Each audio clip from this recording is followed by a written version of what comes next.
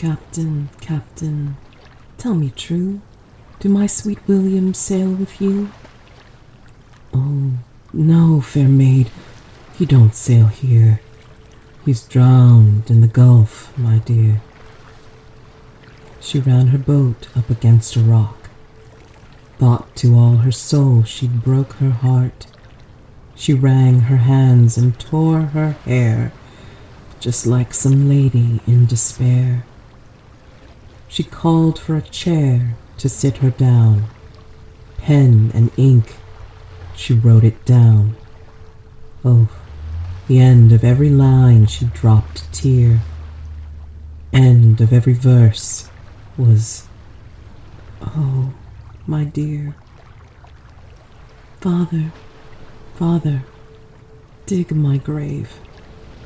Place a marble stone at my head and feet. Upon my breast a turtle dove, to show to the world that I died for love.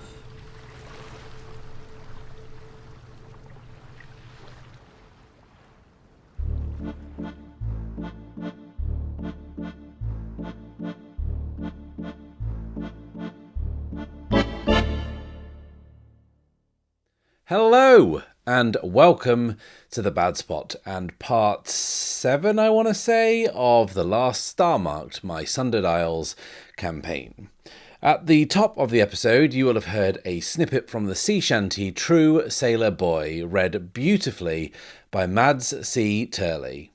Mads is a voice actor and TTRPG facilitator, player and writer. She has appeared in various YouTube AP one-shots and charity gaming streams, but can mainly be found embodying side characters, masterminds and entities running the Between, Trophy and other games on her YouTube channel, Madeline Colley. And you will find a link to all her stuff down in the description below, and I thoroughly recommend you do check that out. And whilst you're rooting around down there, why don't you leave a like, subscribe and click the little bell icon so you can follow along with the campaign each and every week. These things are really important for supporting the channel and supporting what I do, and if you really want to support the channel, then why not check out the Bad Spot Patreon.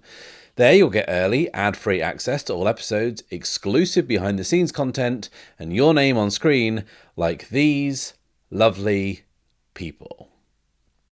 Last time out, Gideon and the Vigilante just about escaped the heart of the Warren in one piece, with the Vigilante decapitating the King of Tides just as the Abyssal Golems arrived to reclaim the crown. This act destroys the giant coral eel and forces the heart to flood. Clambering onto a piece of floating debris, Gideon and Lorenzo haul the unconscious Vigilante to safety, although they are unconscious and still clinging to the crown of tides, which has fused to the king's head. Now, without any idea of where he is going, Gideon is forced to navigate the Warren himself. As he does, he discovers the body of the guide hired by Felicity Devereaux at Fool's Rest. Convinced he has picked up her trail, he pushes on with renewed confidence, only to be waylaid by a mysterious, disembodied voice calling out his name in the darkness, as a spectral manifestation of his tattoo glows beneath the water. Perturbed by this, he pushes on, and with the Vigilante now conscious, they leave the Warren and emerge in the remote hills overlooking Crown Falls. The Vigilante gives their name somewhat enigmatically as Finn, and the two of them look out over the port town, seeing a concentric settlement divided into 4 quarters by great walls. However, the most interesting thing the two can see from this vantage point is a strange craft made of iron docked in the port and hidden from view by extensive scaffolding. The craft appears to be a heavily armed, submersible warship. Okay, so before we push on, do we have anything that might count as progress against anything that I might have missed last time in the name of drama or suspense? Well, I think we do. And now, I didn't really explain it at the time because of the aforementioned drama and suspense. And in fact, we actually moved on from it quite quickly. But I think that the whisper in the dark that gave last episode its title, I think meant something. The fact that Gideon saw the lights in the shape of his tattoo has to be in some way significant to his family curse. How exactly? I don't know. It's magic or whatever. Was the voice one he recognised? I don't know. Who can say? But it's something. And I think it's tied to his past and therefore tied to the family curse. So I'm going to count it as meaningful insight and mark progress. One more tick of progress on our background vow. In addition, I think that the reveal of the submersible is definitely something. Now, we know that the League of Smoke and Steel are making weapons of war, and they are leading this arms race, fusing magic and technology. And we also know that Felicity is an agent of the League of Smoke and Steel and is in possession of a vial of mysterious blue flame. So are we to assume that she has some connection to this submersible? I think it feels like too much of a coincidence not to be connected. And from my point of view, I feel like it's starting to kind of tie together a little bit. So I think we're going to mark that as progress. And in this case, I'll say it is gaining valuable insight because it's a lead of sorts, isn't it? So find Felicity Devereaux. The progress we have is now up to 5. We are halfway there. And, you know, it shows, right?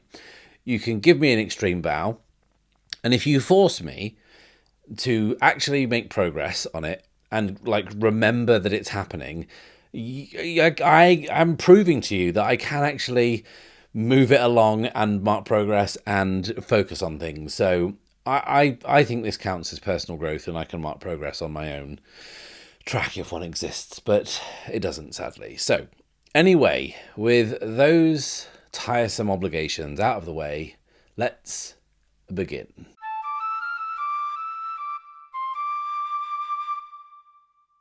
Gideon awakes in an unfamiliar room. Lorenzo is curled up next to him on the bed, snoring gently.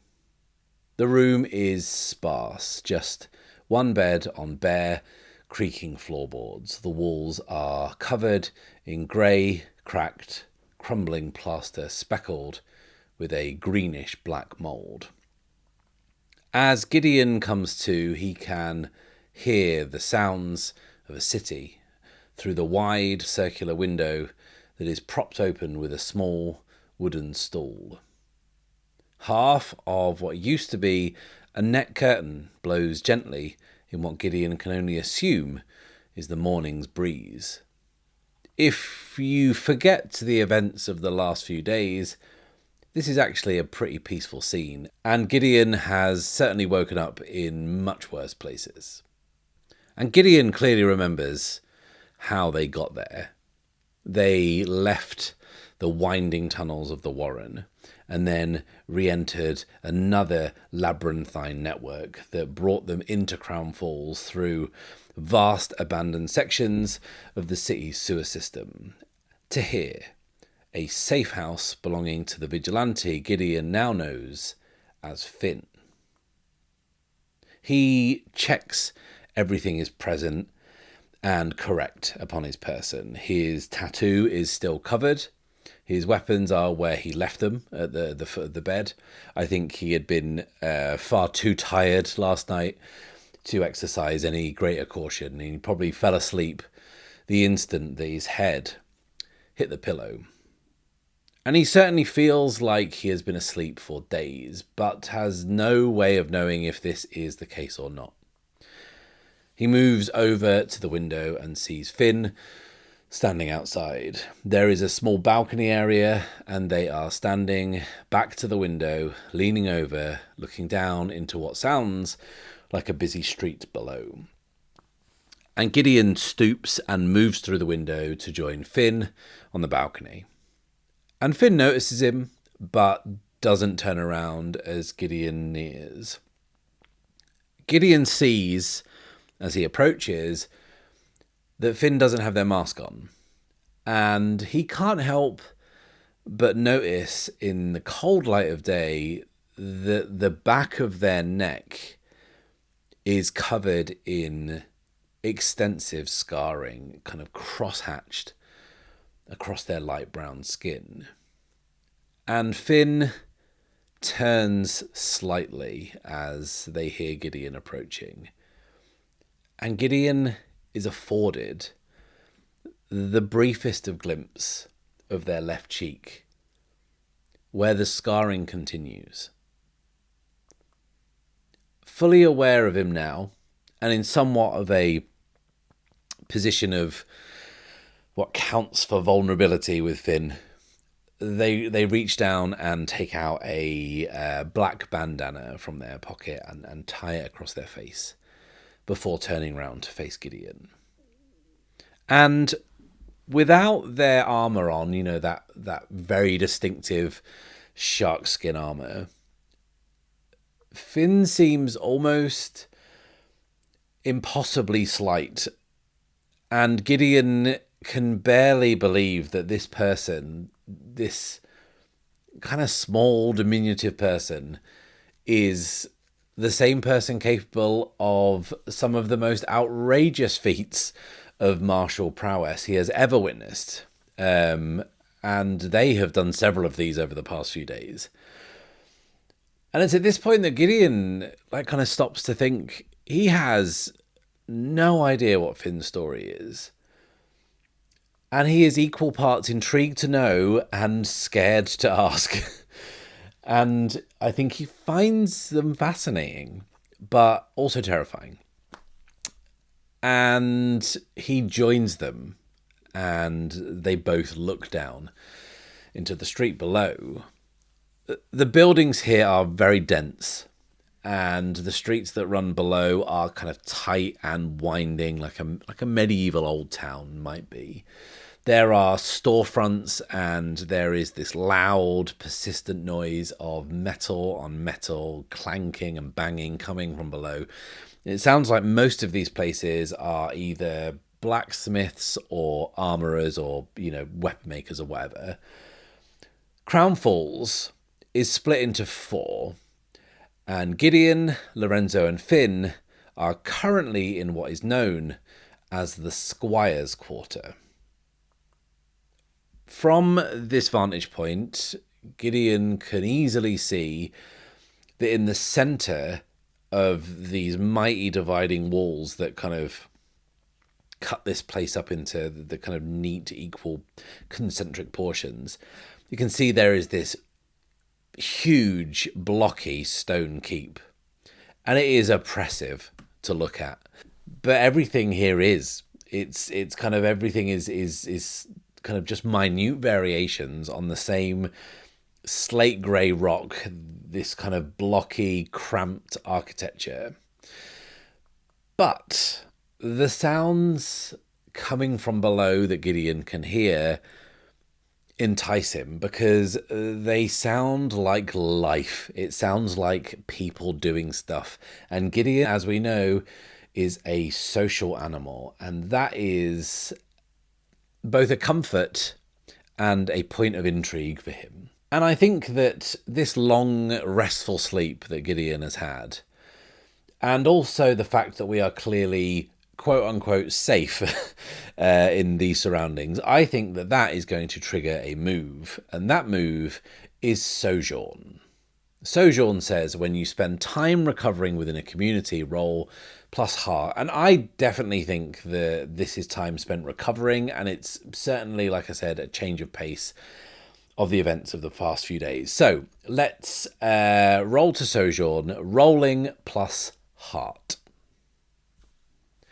Okay, a strong hit. On a strong hit, this is a safe refuge. You and your allies may each choose 2 recover moves: heal, hearten, repair, or resupply. Instead of rolling, assume an automatic strong hit for each. An individual move can be taken more than once. So this is what we need. And looking at our tracks, our supply is fine. So we are going to have to focus on recovering our body and soul, which has taken a real pounding over the last few days. That kind of the last stretch through the Warren was pretty rough on Gideon. So the moves we'll take are Hearten, which says when you socialize, share intimacy, or find a moment of peace, roll plus heart. And we get a strong hit on that, which says you find companionship or comfort and your spirit is strengthened. If you're shaken, clear the impact and take +1 spirit. Otherwise, take +2 spirit. And if you make this move as part of a sojourn, take +1 more. So that is +3 spirit. That's just good business. And the other move we'll take is heal, which says when you receive medical care or provide treatment, envision the situation and roll. And obviously we don't really have to kind of concern ourselves with how we're doing it because, you know, it's in the fiction of the sojourn. But it says here on a strong hit, which we consider this to be, the care is helpful. If you're wounded, clear the impact and take or give +2 health. Otherwise, take or give +3 health. So we are, with the exception of our momentum, up to maximum across the board. Health 5, spirit 5, supply 5. But that is just mechanically, right? Mechanically, we are up at maximum on all our tracks. But narratively, what this represents is, and I kind of find myself doing this a lot playing Ironsworn, I think that whilst we're at full on all of them, I don't know if any of you remember in Starforged when I was playing Luna and she was at 5 maximum health but had a broken leg.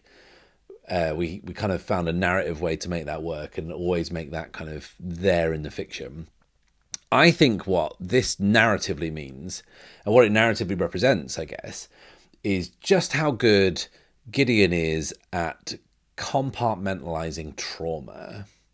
I think a good night's sleep and being released from immediate threat is enough for him to just take everything that's happened that means something that might have a deeper meaning and just kind of put it somewhere else. Like, he heard his own name whispered at him in the dark, a voice that he recognized possibly, and saw the shape of his tattoo glowing under the water. But he doesn't want to unpack any of that. He is just going to bury it and focus on the next shiny thing. Because that's what Gideon does. He doesn't dwell on these things. And I think perhaps throughout this adventure, we might find ourselves having to reckon with whether or not that's a good psychological approach to these things. So Gideon stretches, renewed and revitalized, and breathes in this big lungful of fresh air. And to be clear, the air is probably not fresh. There's all these workshops and forges and stuff pumping out smoke into the sky, but to him this is fresh air. He's been underground for a few days. And I think from the way that he's carrying himself, the way that he is just sort of so loose and relaxed and at ease, you'd be forgiven for mistaking him for someone who doesn't still have a very dangerous task to fulfill, who isn't in a strange place with only a very dangerous, morally ambiguous vigilante for company. And yeah, he wouldn't think that looking at him. And Lorenzo comes out after a while and joins the pair of them out and kind of is perching on the balcony edge and looking down. And Gideon says, "So, what's the plan?" "I have matters to attend to." Gideon notices that Finn still has the head of the King of Tides wrapped up in a cloak, slung over their shoulder. And Finn continues, "Matters I must attend to alone." "What should I do?" "You must stay here. You will be safe as long as you do." Gideon kind of nods along obediently. "You will find everything you need. I will not be long." And with that brief exchange, Finn disappears. And Gideon and Lorenzo share a look of this kind of grave seriousness. You know, they'll be safe here. But then Gideon starts to look through the safe house, and he is opening cupboards and rooting through the pantry, and I'm going to be honest, it's slim pickings, right? There is just a heel of stale bread and some milk that he dare not even sniff. And Gideon and Lorenzo share another look. Gideon has this mischievous glint in his eye, and Lorenzo starts shaking his little monkey head. And Gideon says, "Come on, we'll be back before they return, I promise." And Lorenzo is kind of folding his little monkey arms and turning away in disgust. Gideon says, "What's the worst that could happen?" And then we cut to the inside of a crowded, busy tavern. And Gideon is finishing a cup of wine and orders one more. Lorenzo is perched on the bar next to him, arms folded, scowling. And Gideon says, "Don't look at me like that."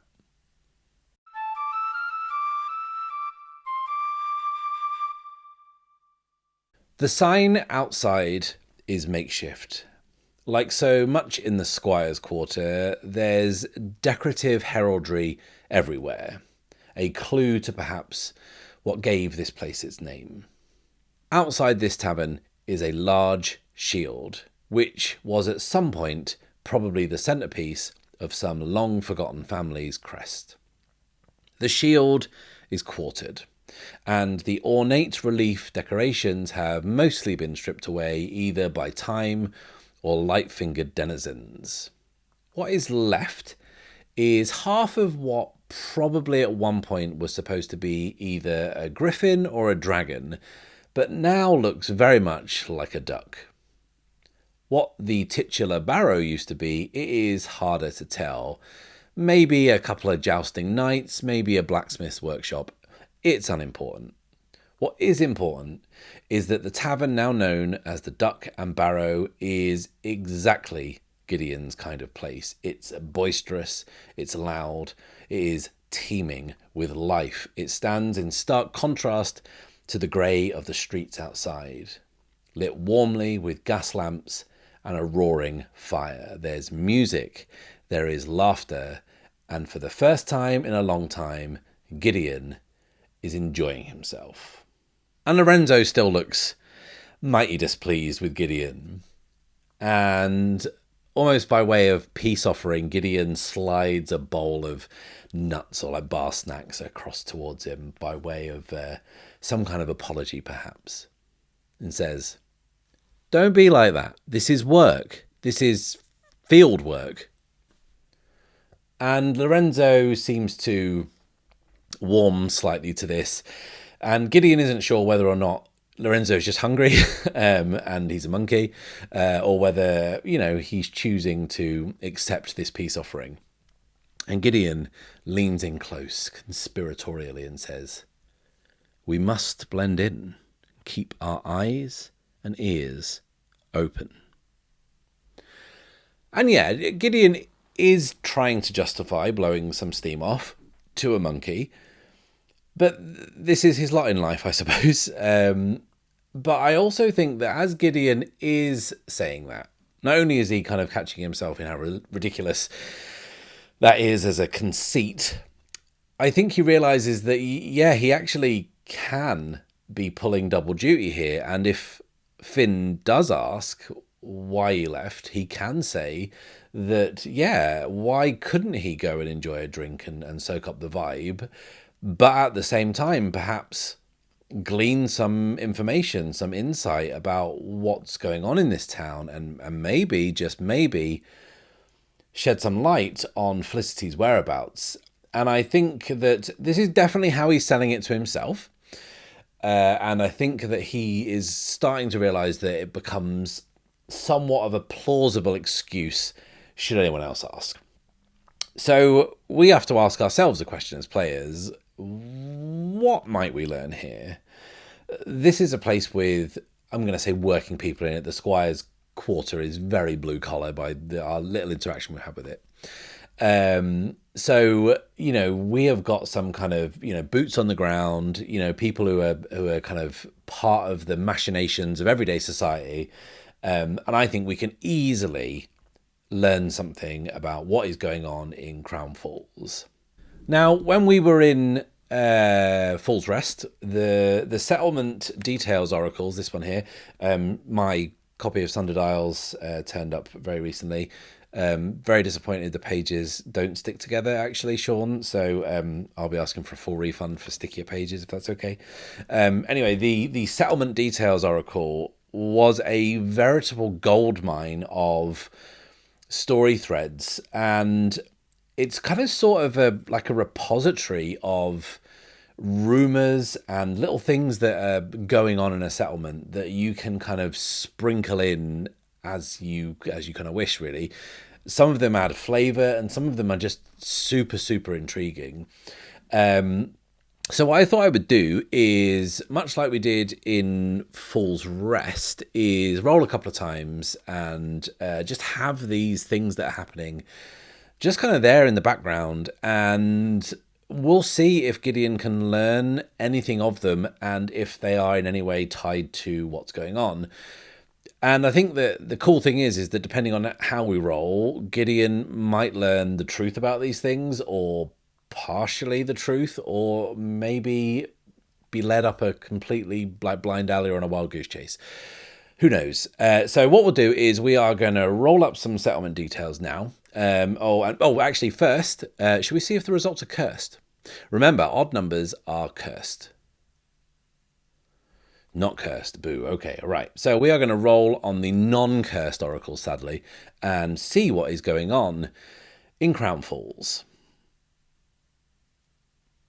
43 is a vital expedition needs an escort, and 22, an important delegation is due to arrive. Now, that's a curious combination, because if you boil those things down, right, to their essence, they are someone's leaving and someone's arriving.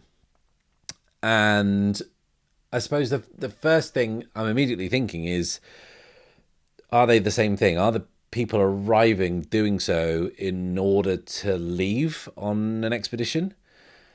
Like, is that too convenient? I think, yeah, probably, as I'm saying it. I could cut this, but I won't. Obviously the submersible has to be tied to one of these things. It's too interesting a thing to be there. So maybe there is this contingent ready to leave Crown Falls in the submersible. Actually, what if they are leaving Crown Falls in a regular boat and the submersible is the escort? Like, that works, but it would have to be a mighty important voyage to require a submersible warboat to escort it, I think. So maybe, I mean, I do think that's intriguing, but I don't think that feels quite right. But I think what I'm thinking is that, like, because there's that scaffolding, it was surrounded by scaffolding. That's what we saw from up in the hills. I wonder whether this U-boat, this submersible, is very recently completed. And what if the important delegation that is arriving is either coming to inspect it or pick it up or maybe buy it, like it's a sale? And because we have to admit, like, the League of Smoke and Steel has to have made that warship, right? That is so, their fingerprints are all over that. And if they've done it, then Felicity has to have something to do with it. So if we're saying that, yeah, they have recently completed this commission of this warship or whatever, and built it for sale to a third party or whatever, like, I wonder whether that delegation is the buyers, but there's a delay. And what I'm thinking is, to kind of try and tie all this together, is that blue flame, the vial of blue flame that Felicity stole from the party. I wonder if that blue flame powers something on that U-boat, because we said right back in Session 0 that the central thrust of one of the stories of what's going on in our area of the Sundered Isles is that there is this arms race, and it is to do with this kind of fusing of technology and magic. And I think that this is a very clear illustration of that. And if the blue flame powers something crucial or vital on the sub and it can't be sold or leave without it, then where is Felicity? Where is it? So to recap, the League of Smoke and Steel built the sub for sale to someone else, a third party. The Circle of Silent Hands, who Felicity met with at the party at Whitlock Manor, were for some reason holding out on them with the blue flame or whatever that is. It's a vital component, and the sub won't work without it. Felicity was at the party at Whitlock Manor to negotiate a deal for that blue flame, but whatever happened, and for whatever reason, she killed the emissary and just stole it. And I think this is definitely what's going on in Crown Falls, and this is how Felicity, the blue flame, the League of Smoke and Steel, and the Circle of Silent Hands are all tied to it. But we rolled up two things. What is this expedition that's due to leave? Well, the more that I've talked about the other thing, the more that I've talked about the delegation arriving to buy the sub, the more I don't want these to be the same thing. I want these to be separate. And the more I think about it, the more it makes sense to not be connected with the sub at all. And I think that it's really interesting if the expedition is leaving and that is tied directly to whatever Finn is doing with the crown. And I think that's interesting because we're in a position where we are in this place, which seems to be like it could be, according to what Finn's saying, dangerous, with lots of factions at play. And we have two people who need each other to kind of get through it. We have Gideon and Finn, and they both have separate directions that they are being pulled in. And I think that's very interesting. So I think that if this is all true, Gideon is going to try and ascertain some information and try and soak all this up via some gossip. I think that it's early in the day, but there are people drinking in here. There are a lot of people in here. There are dock workers who must have come off the night shift. There are smithies and armourers who are taking a break from the heat, or they've kind of done at their forges or anvils for the day. And I think that this place, the Squire's Quarter, in this kind of grey, dour, austere town, like the Duck and Barrow, in here right now, spirits are actually high. And Gideon senses that if that's the case, then lips might just get a little loose. And I think he's going to try and blend in and maybe drop some eaves to see if maybe he can overhear some tasty morsels of information. So this is definitely going to be a move, and that move is gather information, which says when you search for clues, conduct an investigation, analyze evidence, or do research, roll plus wit. So let's try and soak up the vibe of this place and learn a little something. Let's gather information, rolling plus wits. Okay, that is a strong hit. It says on a strong hit, you discover something helpful and specific. The path you must follow or action you must take to make progress is made clear. Envision what you learn, then take +2 momentum. So that pops us up to 6. So we're looking pretty healthy on our tracks. Can't complain there. Wonderful. The momentum is a great help, and we learn something helpful and specific. And I don't want this to be convenient, and you find yourself bumping up against this quite often when playing Ironsworn, like when you discover information and you get a strong hit or whatever. You don't want just someone to kind of tell you everything and tie it up in a kind of like a neat little bow. I think we'll learn about one thing and we'll do so in detail. But I wonder, I said that we would eavesdrop or just try and kind of passively soak up this information, but I think it would be more fun to see Gideon in his natural habitat, and I think he's going to try and kind of ingratiate himself with the dock workers a little bit. I said there were a bunch of them drinking and carousing, And I think that maybe Gideon takes it upon himself to maybe join in, because we rolled a strong hit. Like, we're going to get the info, that's assured. But I just think there's a more interesting way that we can do this than just eavesdropping. Like, social encounters are Gideon's forte. He is a social chameleon. We know that he infiltrates high society. We know that he passes himself off as lots of things. He's a con man. He's a liar. He's a rake, basically. So I think that maybe I want to see this, right?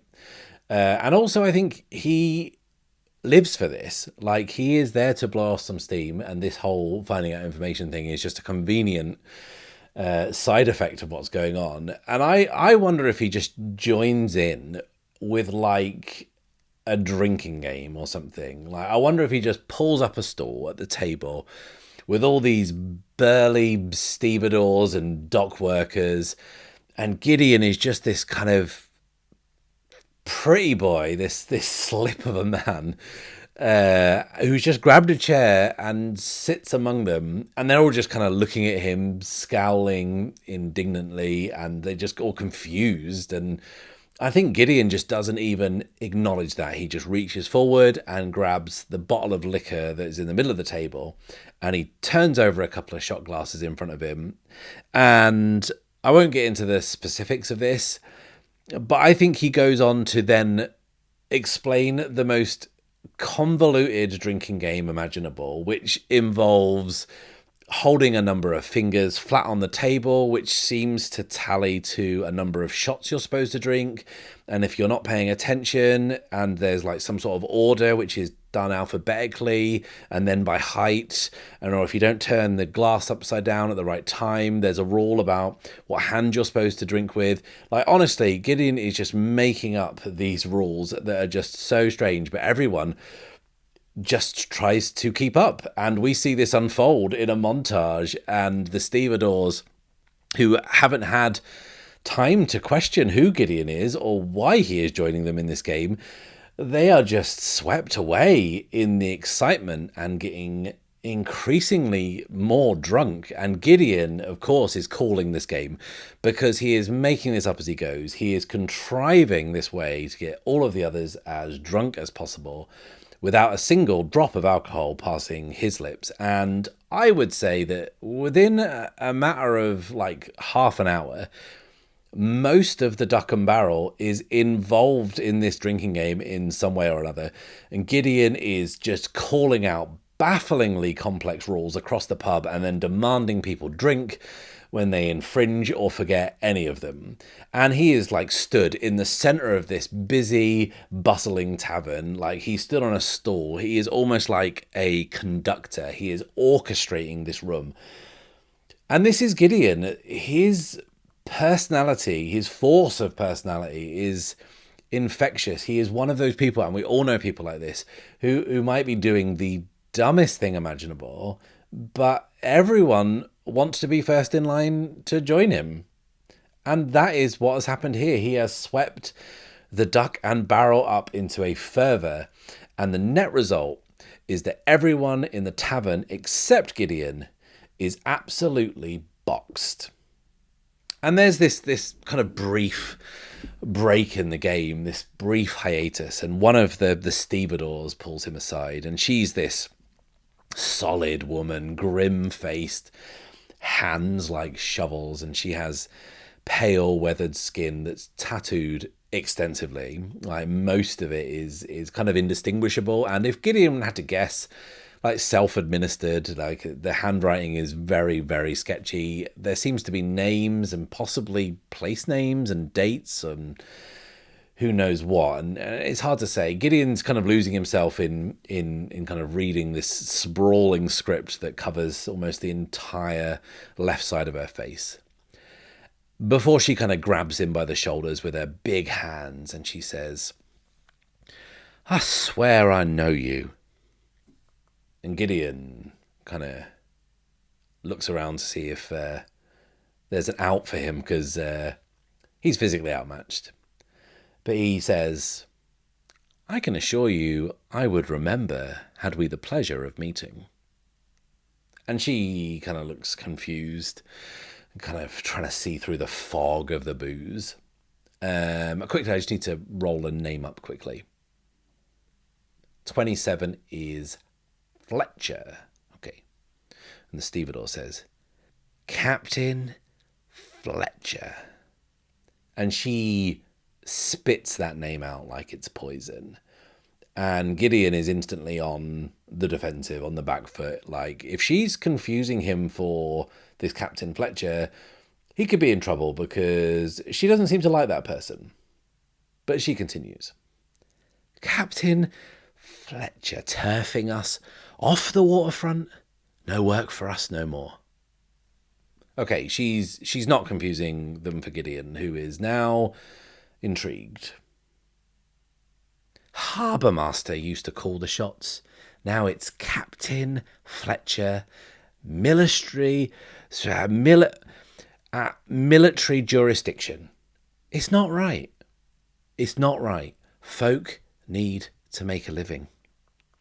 And Gideon is kind of sensing that she's opening up to him and pours her another drink. He senses this could be an in. And he says, I couldn't agree more. She just knocks the drink back like it's nothing. She says, that's this place all over. One sniff of money and it's a closed shop. Gideon says, money, you say? Pours her another drink. She says, whatever it is they've got covered up on the docks, it's clearly too precious for the likes of us to sully. So we get the hook. Buyers in town for the deal can't have the place looking untidy, can they? So in come the muskets and the jackboots, and here we are. Gideon says, and these buyers? Upright sorts, real snooty, real particular. Is that so? And whatever it is that they are waiting for, I wish it would just turn up. It was supposed to be a 1-day shutdown, and then 2, and now it has been, and she's kind of counting out the days on her fingers and says, 4 days now. And then someone else chimes in, another dock worker, who says, 5. And the stevedore says, 5 days with no work for us. I don't know what the hold-up is, but I hear the buyers are getting mighty impatient. And Gideon says, fascinating. And this tells us something. I think it tells us that Felicity has to get that blue flame to the sub so it can be sold to this important delegation, whoever they are. And if that's the case, then she is significantly delayed. Now, we know she had to go a roundabout way, but she was ahead of us. So if she's in Crown Falls now, why hasn't she reached the docks?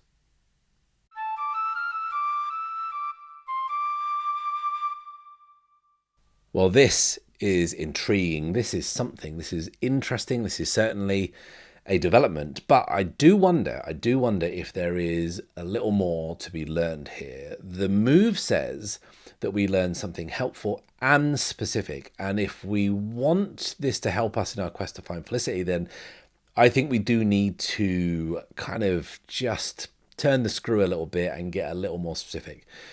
And I wonder that, like, we obviously find all this out in a broader sense, the information that, like, she must be delayed. But I think I want a lead to something more concrete. So the stevedore continues and says, you can't keep folk out of work for too long. People get real tetchy. The sooner this is all done, the better. And she leans closer to Gideon and whispers, says, and the spooks aren't helping. Gideon kind of looks perturbed and says, the spooks? And stevedore says, I'm not sure what their game is, but they are here in force. All robes and clockwork gubbins, real sinister like. Don't know what they want, but whatever it is, they are leaving no stone unturned over the wall. And that is the specific detail. That detail about the robes is all Gideon needs to know. That the Circle of Silent Hands, the mysterious guild or religious order, we never quite nailed that down, but they were kind of mysterious, cult-like artificers, weren't they? And they are the ones that Felicity was to meet at Whitlock Manor, and she killed both of the delegation. And now, if she's in Crown Falls with the blue flame, we can assume that they are here looking for her. She had always aimed to get to Crown Falls and do a handover and get a transport out of this place. But due to Gideon's intervention, accidental or not, after the party at Whitlock Manor, and then the diversion she was forced to take through Falls Rest and the Warren, the Circle of Silent Hands have been able to catch up with her. They're here in Crown Falls looking for her and looking for the vial of blue flame that she stole. And she's gone to ground, and that's why she's not been able to reach the docks, and that is why the sale of this warship remains incomplete. And when the stevedore said over the wall, what she means by that is the quarter next door, which is where this is happening. This isn't happening in the Squire's quarter. We do need to think of a name for that quarter and define it, but not right now. Because right now, I want to do the thing that I never do, which is mark progress. I am dedicated to playing this game correctly. Because learning all of this and getting this juicy lead is definitely gaining valuable insight. So we can mark another half box on our progress to find Felicity Devereaux. And Gideon is just kind of processing all this information. The pieces are starting to come together. And then he is kind of shaken out of this moment as some musicians strike up a shanty and the dock workers around him launch into a kind of a raucous song.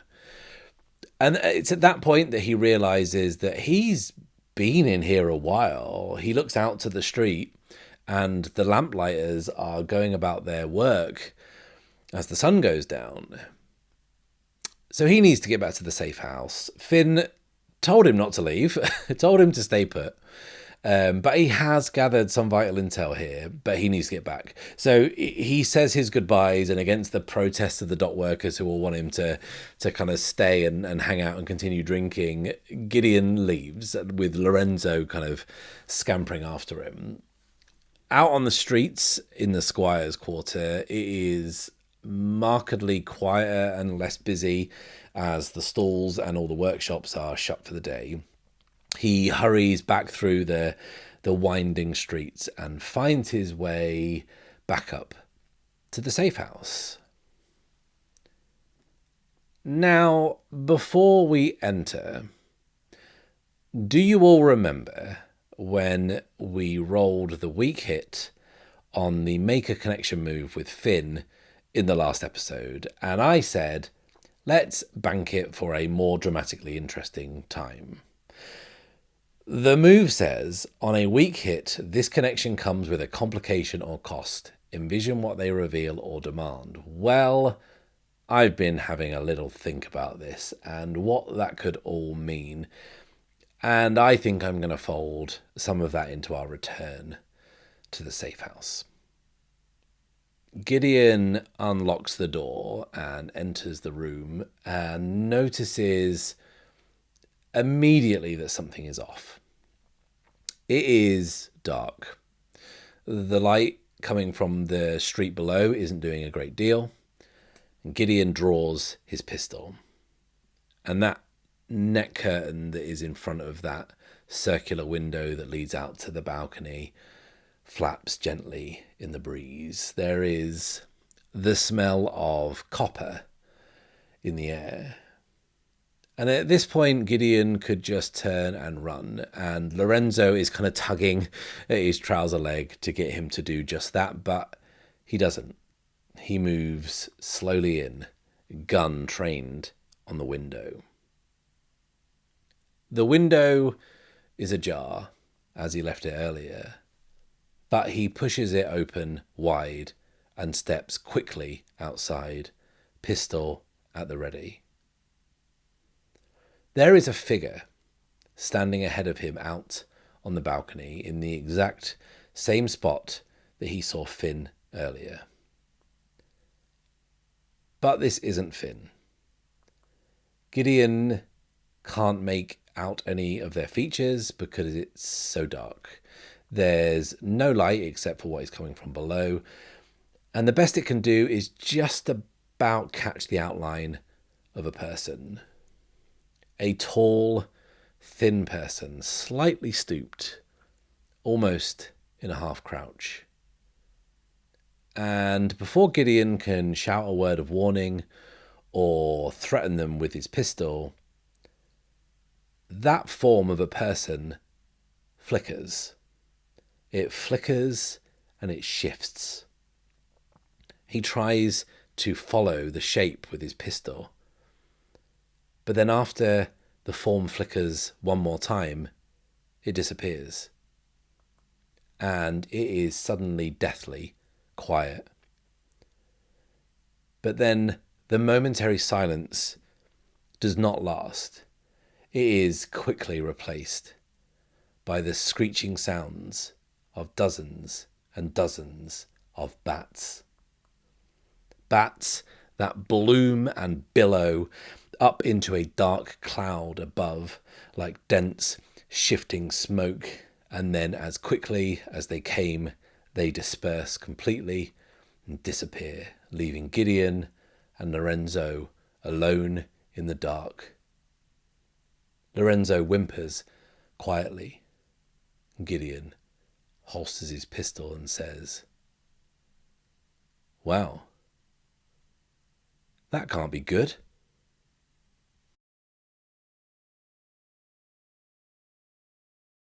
Thank you a million times. Thank you for watching. Please like this video, subscribe if you've not done so already, and click the little bell icon so you can be notified as soon as the next video drops. I'll be back next time, but until then, it is farewell and safe passage.